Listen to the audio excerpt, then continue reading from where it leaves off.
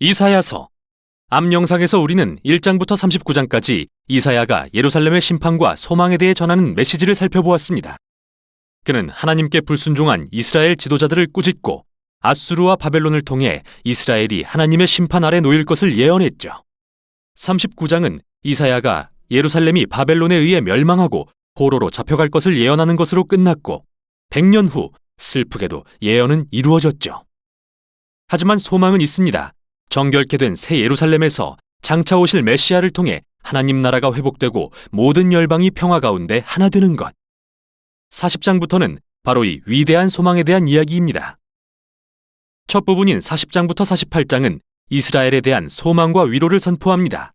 바벨론의 포로 기간은 끝났고 이스라엘의 죄가 사하여졌으며 새 시대가 시작될 것을 말이죠. 이 백성은 다시 예루살렘 본향으로 돌아갈 것이며 그곳엔 하나님의 나라가 임하고 열방이 그의 영광을 볼 것이라고요. 여기서 잠시 생각해볼 중요한 질문이 있습니다. 과연 누가 이걸 선포하는 걸까요? 이 소망의 메시지의 화자는 누구일까요?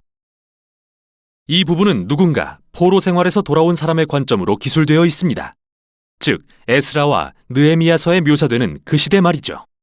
하지만 이사야는 이때보다 150년 전에 죽었는데 그럼 어떻게 된 걸까요? 많은 사람들은 이사야가 자신이 살았던 시대에 선포한 것은 맞지만 마치 미래로 옮겨지기라도 해서 포로에서 돌아온 200년 후의 미래 세대에게 말한 것이라고 생각합니다.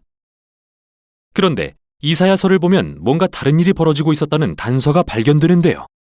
8장, 29장, 30장에서 우리는 이사야가 이스라엘 지도자들에게 거절당한 후 두루마리에 심판과 희망의 메시지를 써서 밀봉하고 그것을 미래의 증인이 되어줄 제자들에게 전했다고 기록되어 있죠.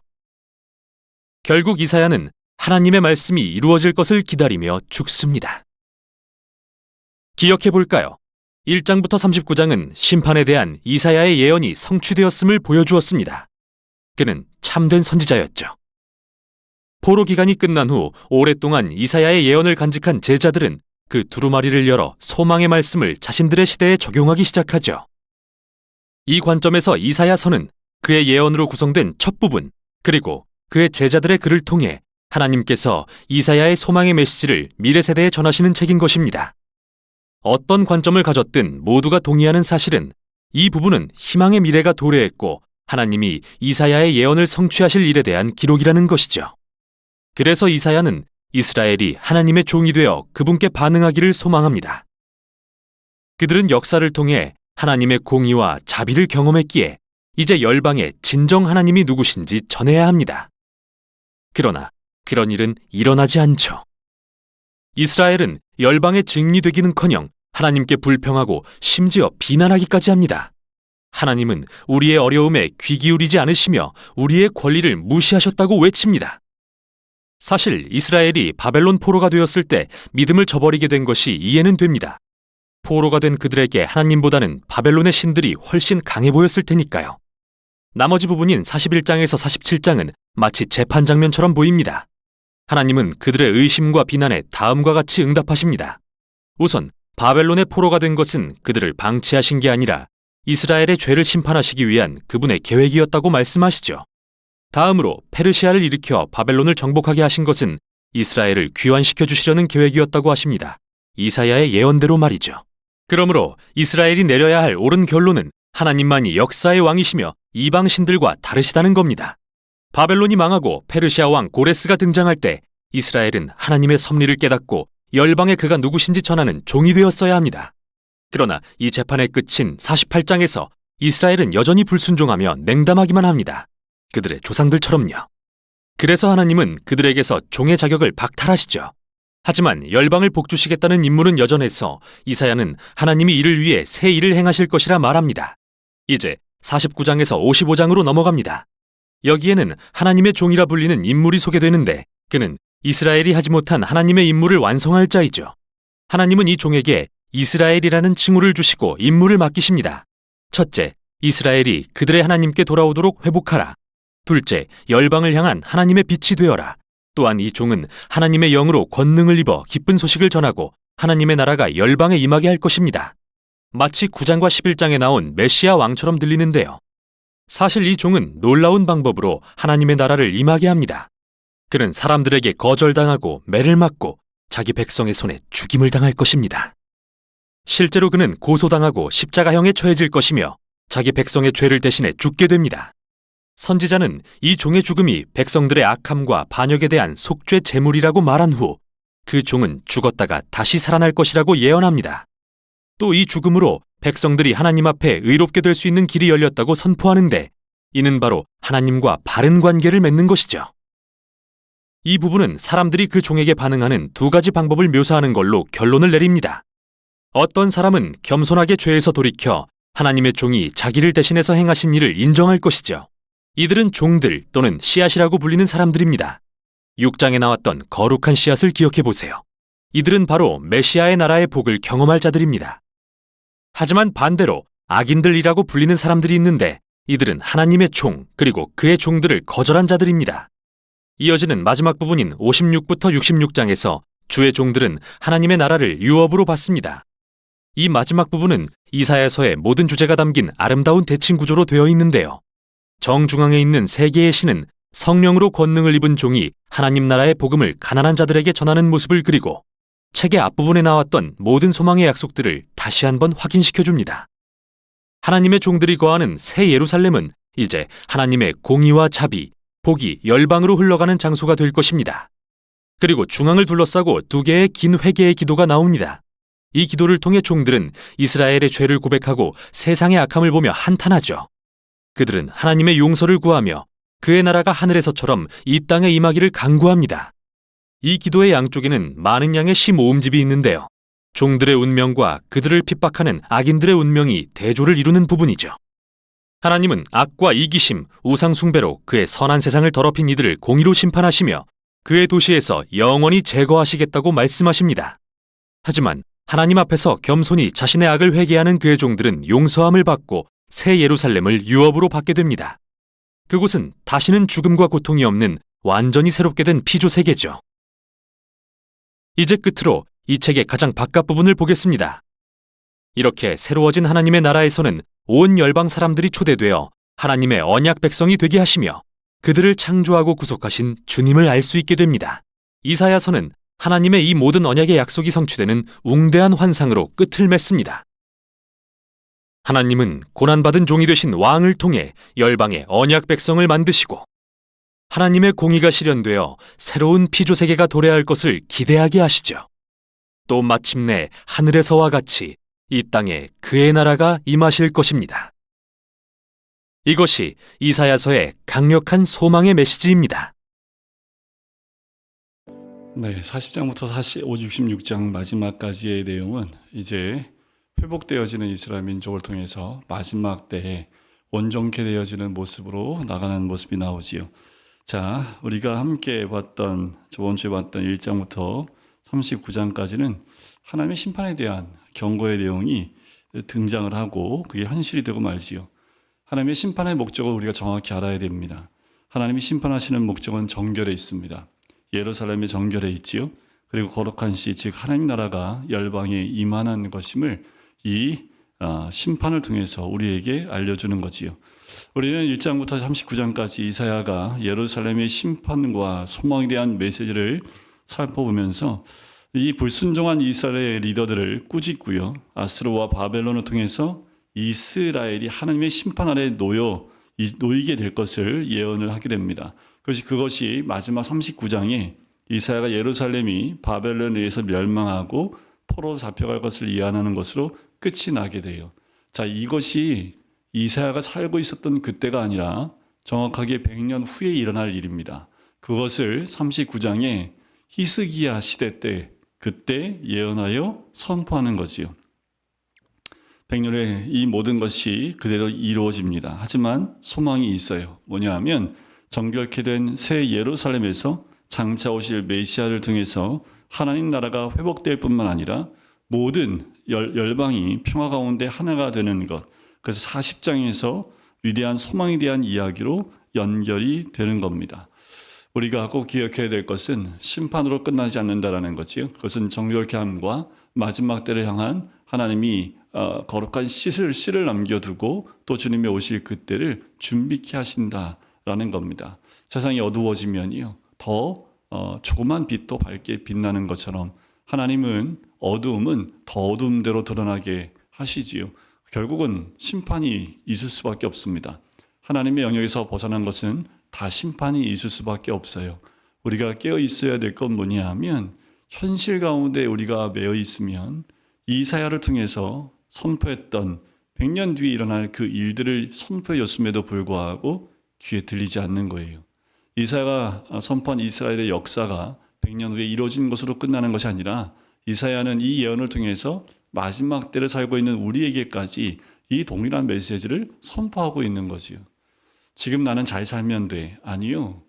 우리가 어떻게 사는 것이 잘 사는 건지를 말씀을 통해서 보지 못하면 우리는 세상이 심판으로 나가는 그 길 가운데 함께 몰려갈 수밖에 없습니다. 예수님이 산상수훈 가운데 많은 사람들은 뭐예요? 큰 길로 몰려갑니다. 하지만 주의 택한 백성들은 좁은 길을 선택해 가는 거지요. 좁은 문을 가는 겁니다. 좁은 길, 좁은 문은 어렵고 힘들어요. 그 길을 통과해 가면 주님이 예비하신 그리고 우리에게 허락하신 소망이 그 가운데 있는 거지요. 택한 백성들은 그것을 선택해 나가는 거지요. 지금 이 시대에 우리가 해야 될 것은 거룩한 씨로 그루터기로 준비되어지고 부별되어진 사람들로 있는 거예요. 그루터기는 뭡니까? 모든 재난을 피한 자들이 아니라 그 모든 것을 다 받고도 남아있는 정결케 된 사람들을 의미합니다. 그러니까 우리가 매 순간마다 하나님 편에서 정결함을 유지하는 것이 무엇보다 중요하지요. 그래서 40장이 시작하면서 위로하라 나의 백성을 위로하라 소망과 위로로 40장이 시작을 해요. 바벨론의 포로의 기간이 끝났다라는 것이요. 이스라엘의 죄가 사여졌으며 새 시대가 시작될 것을 이야기하는 겁니다. 다시 예루살렘 본향으로 돌아갈 것이고 그곳에 하나님 나라가 임하고 열방이 그의 영광을 볼 것임을 40장부터 선포하며 나가요.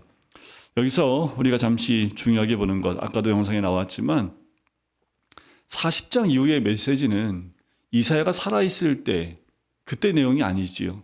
이미 바벨론의 포로로 잡혀가서 페르시아, 그러니까 바사 왕국의 첫 번째 왕인 고레스에 의해서 이스라엘이 첫 번째 포로 기환을 하는, 그러니까 포로로 잡혀가 있는 그들에게 희망의 메시지를 전하고 있는 거예요. 그러니까 이 메시지가 어떻게 이사야가 죽은 사후에 이렇게 이사야서에 묶여서 갈 수 있었을까? 이런 것에 대해서는 두 가지지요. 미래를 향한 이사야의 목소리로 봅니다. 지금으로 말한다면 좀 AI처럼 영상으로 저장돼 있다가 100년 후에 그 영상이 프로그램 가운데 짠 나와서 100년 전에 있는 사람이 100년 후에 나와서 그 사람들한테 이야기를 한다면 지금은 이해가 가겠지만 이 시대는 전혀 그렇지가 않지요. 자, 이때 이 당시에 포로로 기환한 그때는 이사야가 있었던 때보다 정확하게 150년 후입니다. 그러니까 엄청난 뒤에 일어난 사건들이지요. 그 뒤에 있는 사건들을 이사야가 이미 전하고 있다라는 거지요. 가장 힘든 건 뭐냐 하면 아까도 영상에 나왔지만 이미 제자들에게 두루마리에 적어서 전달되어진 그 말씀들이 이제 포로로 잡혀간 그들에게 이사야의 말씀이 선포되었다라는 것으로 보는 것이 더 정확하겠지요. 1장부터 39장은요. 심판에 대한 이사야 예언이 성취되었음을 보여주었고요. 그가 참된 선지자요 였다라는 것을 포로 기환이 끝난 후 오랫동안 이사야의 예언을 간직했던 제자들이 이 두루마리를 오픈하면서 그가 참 선지자였음을 보여주고 있는 거지요. 이런 관점에서 그의 예언으로 구성된 첫 부분 그리고 그의 제자들의 글을 통해서 하나님께서 이사야의 소망의 메시지를 미래 세대에게 전하시는 책이라고도 볼 수 있지요. 그러니까 지금도 우리에게 이 소망의 책은 우리 개인에게도 소망이 되지만 공동체에도 소망이 되는 거지요. 마치 포로로 잡혀가서 70년 동안 암흑기에 있는 그들에게는 하나님도 없는 것 같아요. 하지만 그렇지 않지요. 에스더서를 보면 그들이 느끼지 못하는 가운데 하나님이 그들을 보호하고 있고 인도하시는 역사가 있음을 그들은 볼 수 있는데 정말 그들이 보고 알았을까요? 포로의 생활을 가운데 그것이 눈에 보이지 않겠죠. 다 어둠입니다. 끝이 안 보여요. 하나님이 없는 것처럼 보여요. 그래서 이 포로에 있는 사람들이 바벨론을 덮고 있는 어둠의 신들, 그 우상들에게 마음을 빼앗기는 일이 벌어지게 되는 거지요. 포로로 잡혀갔으면 정결하게 준비되어야 될 텐데 또 그렇지 않아요. 포로에서 귀환한 백성들이 몇 명이나 됩니까? 전체 유대인 가운데 일부밖에 되지 않아요. 자기가 70년 동안 삶 터전을 2대 3대를 거치면서 세웠던 그 터전을 다 내버려 두고 다시 폐허가 된 예루살렘으로 돌아간다는 것은 어마어마한 믿음의 선택입니다. 그런데 그들이 그 선택을 할 수 있었던 건 뭐예요? 이 예언의 말씀, 선지자의 말씀을 믿었기 때문에 그래요. 지금도 그 믿음 가운데 하나님이 함께 계심을 믿는 자에게 하나님은 내 것을 포기한다 할지라도 하나님이 세우시는 은혜를 누리게 되는 거지요. 제가 은혜롭게 얘기를 하지만 여러분들 포로로 돌아와서 예루살렘 딱 갔더니 뭐가 준비되어 있던가요? 폐허예요, 폐허. 아무것도 없어요. 그 돌아온 사람들 가운데는 이미 그 포로된 그 지역에서 잘 먹고 잘 살았던 사람도 있을 거예요. 장사를 해서 잘 먹든 아니면 어떤 부를 축적했던, 그런데 그들의 마음 가운데 예루살렘이라는 그 꺼리낌 때문에 가자고 했을 때 그냥 이렇게 끌려서 온 사람도 없잖아 있겠지요. 근데 돌아오면 뭔가 기대했을 텐데 아무것도 없어요. 오히려 자기 집 짓기도 쉽지 않고 성벽도 세워야 되고 성전도 세워야 되고 끝없는 일과 이 모든 것들, 그런데 그 것들이 하나님께서 세워나가는 조금조금한 하나님의 나라였다라는 것을 그들은 알지 못해요. 그래서 또 예루살렘에 돌아와서 또 무너져버리는 이스라엘 민족을 보지요. 그런데 우리도 똑같지요. 은혜를 누릴 때는 눈물을 흘리면서 하나님 은혜에 감사하는데 돌이켜서 현실로 가면 또 똑같이 아이고 신음하는 소리밖에 안 나요. 그게 우리예요. 하지만 그 신음에도 하나님의 말씀을 따라 돌아온 백성들은 하나님이 또 보호하심이 있다라는 거지요. 하나님 지금도 살아계십니다. 이사야에게 말씀하신 대로 지금도 동일한 그때 그 하나님이나 지금 우리 가운데 계신 하나님과 다르지 않다라는 거지요. 어떤 큰 교회가 이제 주차장이 없어서 애를 먹고 있는데 그 교회 목사님이 이제 간증한 거 잠깐 들었는데 바로 옆에 큰 공터가 하나 있대요.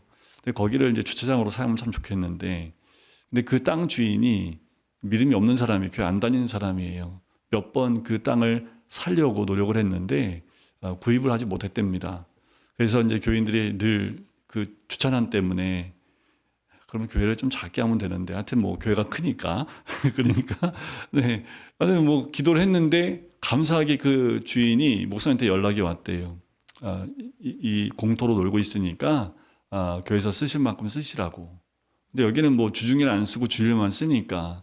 근데 1년에 52주인데 51주만 쓰고 한 주만 쓰지 않으시면 됩니다. 그러니까 얼마나 감사해요. 그래서 51주 동안 잘 썼는데 1년을 지나고 이제 2년째 가다 보니까 이제 불평이 생기는 거예요.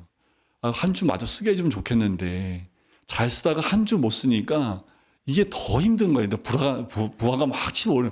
아니 이거 한 주만 더 쓰게 하면 그냥 좋겠는데 왜 한 주를 이렇게 못 쓰게 할까? 그래서 한 2년 지난 다음에 이제 교회 대표가 가서 다시 이제 장로님들 가서 물은 거지요. 불평을 못 하고 뭐 공짜로 쓰고 있는데 거기 불평하면 어떻게 해서 물어봤대요. 죄송한데 너무나 51주 동안 우리에게 잘 이렇게 공터를 쓸 수 있게 해주셔서 너무 감사하고 교회가 너무 감사한데, 근데 한 가지 질문이 왜 한 주, 그 한 주를 더 못 쓰게, 고주 왜 한 주를 빼놓으셨나요? 이렇게 물어봤대요.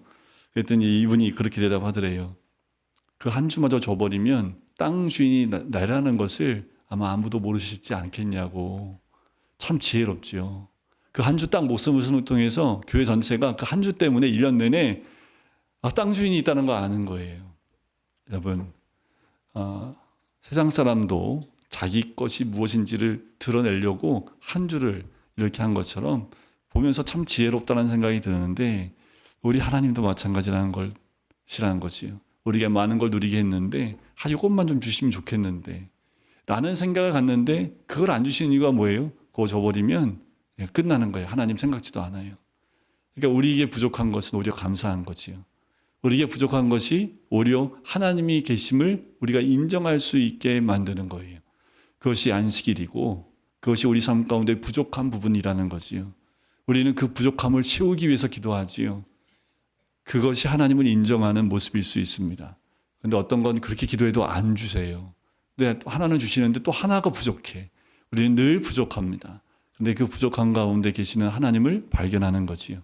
이스라엘 백성도 여러분들 이 이사야의 이 예언의 말씀처럼 정말 기대하고 왔는데 모든 것이 다 준비되어져 있었다면, 야, 내가 선택 잘했어. 하나님이 이러실 줄 알았어. 예루살렘에 모든 것이 준비되어져 있고 내가 살았던 포로 생활보다 더 좋은 하나님이 예비하신 삶으로 하나님이 인도하셨다면 과연 그들이 그 하나님을 끝까지 잘 섬겼을까? 글쎄요, 저 같으면 잘 못 섬겼을 것 같아요. 또 우리의 눈은 더 좋은 거, 더 나은 것으로 나갈 수밖에 없습니다. 부족한 가운데 우리를 도우시고 인도하시는 하나님이 계시다라는 거지요.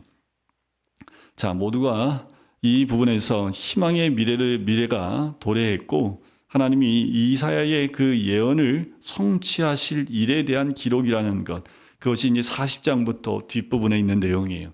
아직 이사야가 죽고 난 이후에도 아직 이 예루살렘을 멸망하기 전입니다. 그런데 지금 40장에 오면 이미 멸망을 했고 이제 희망의 메시지, 포로로 잡혀갔던 사람들이 다시 회복되어 돌아올 것에 대한 소망의 메시지가 쭉 적혀져 있는 거지요.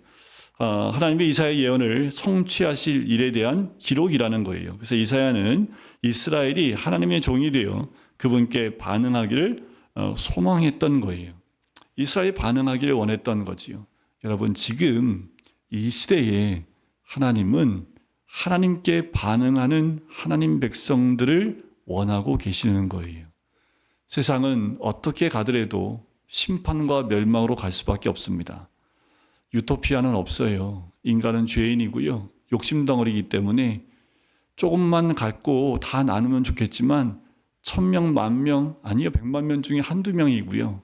거의 대부분은 조금만 있으면 더 갖고 싶어하는 것이 인간의 욕심입니다. 그래서 평등한 거 없어요. 인간들 사회에서 평등한 거요? 절대로 존재할 수 없습니다. 누군가 더 많이 누리게 되어져 있어요. 그건 다 거짓부렁입니다. 하나님이 허락하신 평등과 하나님이 허락하신 평안 가운데 들어가야 진정한 평안이 있는 거지요. 속지 마세요. 세상은 그렇게 멸망으로 자기 욕심껏 살다가 가는 것이 세상입니다. 하지만 그 세상을 보면서 부러워하면 지금 이 유대인들이 돌아와서도 그것에 마음을 빼앗겨서 우상을 또 섬기는 모습으로 나가는 것처럼 우리가 잘 나가다가도 또 넘어지는 모습을 보게 되는 거지요.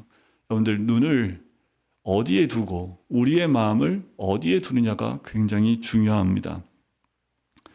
역사를 통해서 하나님의 공의와 자비를 경험했기에 이제 열방에 진정한 하나님이 누구신지 전해야 하는 거지요. 그게 유대인들이 해야 될 모습인데 아까도 영상에도 잠깐 나왔지만 그들이 그걸 잘 못해요. 여러분들, 우리 땅 가운데 이 땅이 60년대와 70년대 어떠한 나라였는지 우리 어르신들은 기억하지만 저도 70년대생이기 때문에 잘 몰라요. 어렸었기 때문에. 그러면 저희 자녀 세대들은 알까요? 걔네들은 태어날 때 어디서 태어났어요? 아파트에서 태어났지요. 그래서 저는 태어날 때 흙에서 놀았거든요. 그래도 저는 좀 흙에서 놀았는데 요새 애들은 뭐예요? 공원에서 놀잖아요. 그러니까 전혀 부족함이 없는데 오히려 그때보다 지금이 더 부족해요. 왜 그럴까요? 감사치 못하는 세대가 되었다라는 거지요. 하나님을 더 섬길 만큼 많은 풍족함이 있음에도 불구하고 하나님을 더 잘 섬겨야 되지만 그렇지 못한 세대가 되었다라는 겁니다. 40장부터 나오는 것이 위로와 축복의 메시지이지만 그 위로와 축복을 받았던 그들이 또 어떻게 그들이 넘어지게 되는지의 모습들도 등장을 하게 돼요. 그 가운데 또 메시아이신 예수님이 어떠한 고난 가운데 또 고난 가운데 죽고 부활하시는 그 메시지도 그 가운데 등장하게 되지요. 오늘 40장을 한번 보시면 1절에 이렇게 시작을 해요. 너희의 하나님이 이르시되 너희는 위로하라. 너희는 위로하라. 내 백성을 위로하라 라고 얘기해요. 자, 노역의 때가 끝났고 죄악이 사함을 받았느니라. 어마어마한 축복이지요. 노역의 때, 고난의 때가 끝났고 죄악이 사함을 받았다고 이야기를 합니다. 3절부터 4절, 5절에 나오는 것은 어떤 메시지입니까? 거기에 이제 메시아가 오는 그 길에 대한 부분들을 우리에게 소개해주고 있는 것을 보게 돼요. 그죠? 그래서 세례 요한이 나오는 그 모든 복음서마다 40장 3절에 나와 있는 이 메시지가 등장을 해요. 이제 드디어 주님이 오실 그 길을 준비하고 예비하라는 거지요. 또한 그 축복이 7절에 보면 푸른 마르고 꽃은 시듬은 여호와의 기운이 그 위에 붐이라 이 백성은 실로 풀이로다. 그러면서 풀이 마르고 꽃은 시드나 뭐가요? 하나님의 말씀은 영원히 서리라 라고 선포를 합니다. 그래요. 하나님 말씀은 영원함에 대해서 선포를 하지요. 9절에 보면 아름다운 소식을 시온에 전하는 자여 너는 높은 산에 오르라. 아름다운 소식을 예루살렘에 전하는 자여 너는 힘써 소리를 높이라. 두려워하지 말고 소리를 높여 유다의 성읍들에게 이르기를 너희의 하나님을 보라 라고 선포를 합니다. 그 하나님은 비교할 수 없는 하나님임을 12절부터 쭉 얘기해요. 그 어떤 것과도 비교할 수 없는 하나님임을 우리에게 알려주고 있다라는 거지요. 그러면서 우리 마지막 40장 30절 뒷부분에 보면 소년이라도 피곤하며 곤비하며 장정이라도 넘어지며 쓰러지되 아무리 우리가 힘이 있고 능력이 있고 많은 것을 소유해도 그 모든 것은 사라지고 쓰러지고 다 없어진다 할지라도 오직 여호와를 앙망하는 자는 새 힘을 얻으리니 독수리가 날개치며 올라감 같을 것이요 다른 박질하여도 곤비하지 아니하겠고 걸어가도 피곤하지 아니하리로다. 그러니까 40장에서 우리가 어떠한 모습으로 살아가야 될지에 대한 것도 우리에게 자세히 잘 알려주고 있는 모습을 보게 됩니다.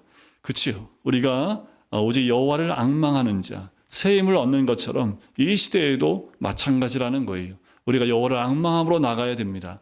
이것이 우리가 앞으로 나가야 될 삶의 모습이요 또한 우리의 모습이어야 된다는 거지요.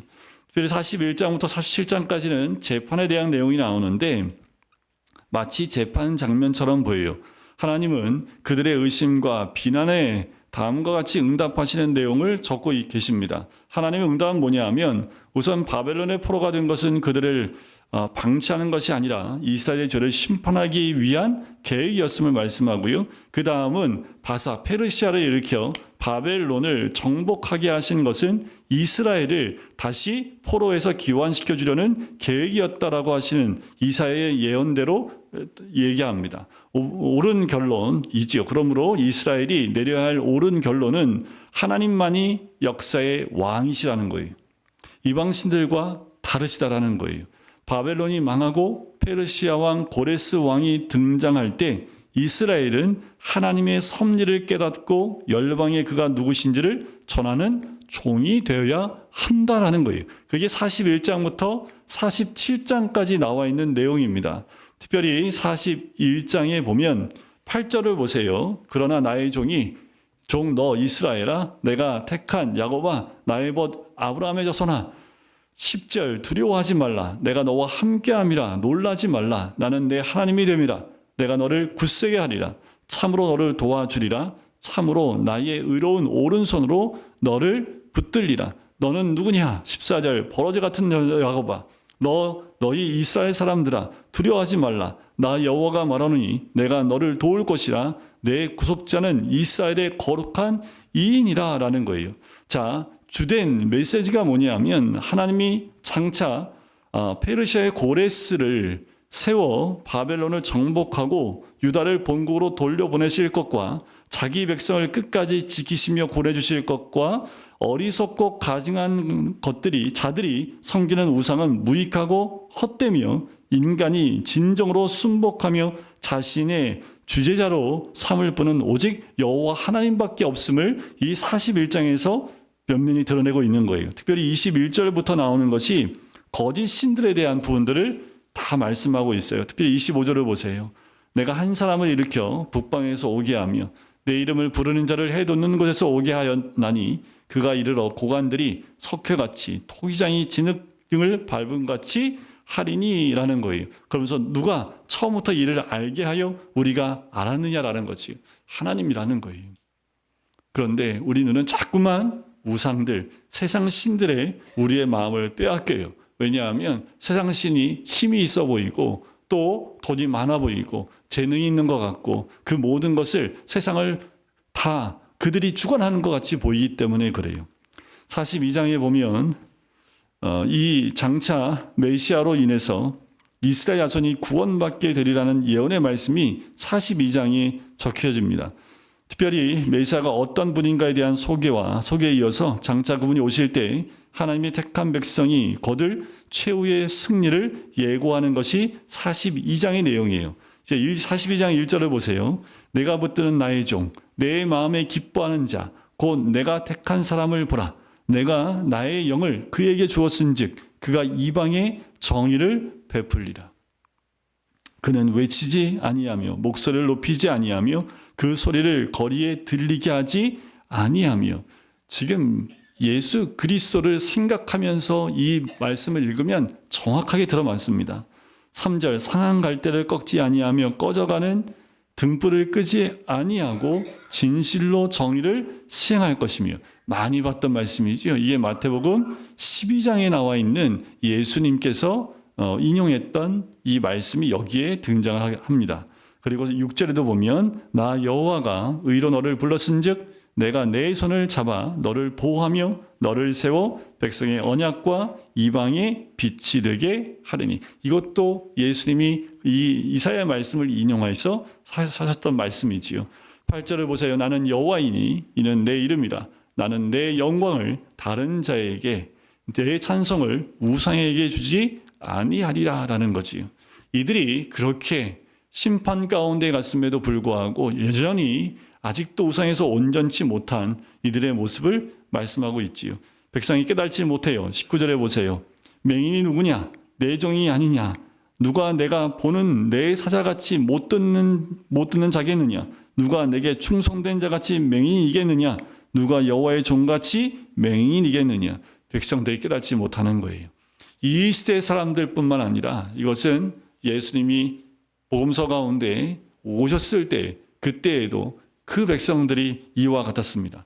깨닫지 못해요. 그들은 이방 사람들이 아닙니다. 하나님을 믿지 않는 사람들을 향해서 선포한 게 아니에요. 하나님 믿고 있는 사람들한테 이 말씀을 하는 것이요. 유대인들, 이스라엘 민족한테 선포하는 거예요. 그것은 거기에 머무르지 않고 이 시대에 살고 있는 우리에게 선포하고 있는 거지요. 깨달음이 없는 백성들, 알지 못하는 백성들, 맹인인 것처럼 못 듣는 자와 같이 그렇게 깨달음이 없는 백성으로 살아가고 있다는 거예요. 왜요? 귀를 막고 살고 눈을 감고 살고 있습니다. 뭐예요? 우상이에요. 43장 그 내용은 이스라엘을 선민으로 삼으셔서 구원하시고 영화롭게 하시는 분이 하나님이시라는 것과 그분이 어떻게 그들을 대적의 손에서 구원하실지를 증거합니다. 애굽에서 이스라엘을 구원해 주신 하나님이 장차 바벨론에서도 그들을 구원해 주신다라는 것, 그것은 하나님의 언약의 불변성을 확인해 주는 거예요. 애굽에서 구원해 주신 것처럼 제2의 출애굽은 바로 바벨론에서도 나오는 것, 그것이 제2의 출애굽이지요. 그래서 43장 1절에 보면 야곱아 너를 창조하신 여호와께서 지금 말씀하시니라. 이스라엘아 너를 지으신 이가 말씀하시느니라. 너는 두려워하지 말라. 내가 너를 구속하였고 내가 너를 지명하여 불렀나니 너는 내 것이라. 지금 그 맥락 가운데 이 말씀이 등장하고 있는 거예요. 4절을 보세요. 내가 내 눈에 보배롭고 존귀하며 내가 너를 사랑하였은즉 내가 내 대신 사람들을 내어주며 백성들이 내 생명을 대신하리니 두려워하지 말라. 내가 너와 함께하여 내 자손을 동쪽에서부터 오게 하며 서쪽에서부터 너를 모을 것이며.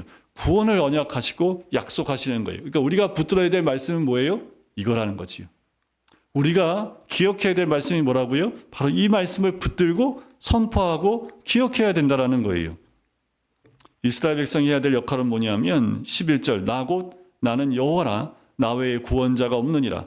내가 알려주었으며 구원하였으며 보였고 너희 중에 다른 신이 없었나니 그러므로 너희는 나의 증인이요 나는 하나님이라. 여호와의 말씀이니라. 그러니까 이스라엘은 뭐예요? 증인된 삶을 살아야 되는 거지요. 우리는 무슨 삶을 살아요? 증인된 삶을 사는 거예요. 그게 사도행전 1장에 나오잖아요. 사도행전 1장 8절에 나오잖아요. 우리는 이 땅 가운데 증인된 삶을 살아야 된다라는 거예요. 자, 이제 바벨론으로부터 빠져나오는 내용이 18절에 보면 너희는 이전 일을 기억하지 말며 옛날 일을 생각하지 말라. 보라 내가 새 일을 행하리니 이제 나타낼 것이라. 너희가 그것을 알지 못하겠느냐? 반드시 내가 광야의 길을 사막에 강을 내리니. 21절 이 백성은 내가 나를 위하여 지었나니 나를 찬송하게 하려 함이니라. 이스라엘 백성을 선택한 목적이 여기 있지요. 여호와 하나님을 찬양케 하는 거예요. 그것이 하나님이 이스라엘 백성을 선택한 목적입니다. 우리를 선택한 목적이 뭐예요? 여호와 하나님께 영광을 올려드리고 찬양을 올려드리는 것이 우리를 선택하신 하나님의 목적이라는 거지요. 그럼에도 불구하고 이스라엘의 죄가 22절부터 등장을 해요. 그러나 야곱아 너는 나를 부르지 아니하였고 이스라엘아 너는 나를 괴롭게 여겼으며 22절에 나오지요. 23절 보세요. 내 번제 양을 내게로 가져오지 아니하였고 내 제물로 나를 공경하지 아니하였느니라. 늘 조심하셔야 될 부분입니다. 여호와를 찬양하고 있으면서 삶으로 돌아가면 여전히 이 죄에서 돌이키지 않는 이스라엘의 그 선진들이 했던 것처럼 번제의 양은 가져오지만 받으실 만한 양으로 가져오지 못합니다. 하나님을 부르고 있는 것 같은데 부르지 않아요. 이것이 이스라엘의 죄를 다시 한번 지적해주고 있는 거지요. 우리가 깨어 있어야 될 것은 이때나 지금이나 다르지 않다라는 거예요. 결국 하나님께서 말씀대로 인도하시고 말씀대로 이끄실 텐데 그 가운데 우리가 그 씨가 될지 아니면 부루터기가 될지 아니면 세상 가운데 함께 휩쓸려가는 택한 백성이 될지 아니요. 우리가 어폐가 있지요. 택한 백성이라면 그곳으로 가지 않겠지요. 우리가 이스라엘 백성을 향한 이사야의 예언의 말씀들을 통해서 다시 한번 우리의 삶을 돌이켜보는 이번 한 주가 되시기를 주님의 이름으로 간절히 축원드립니다.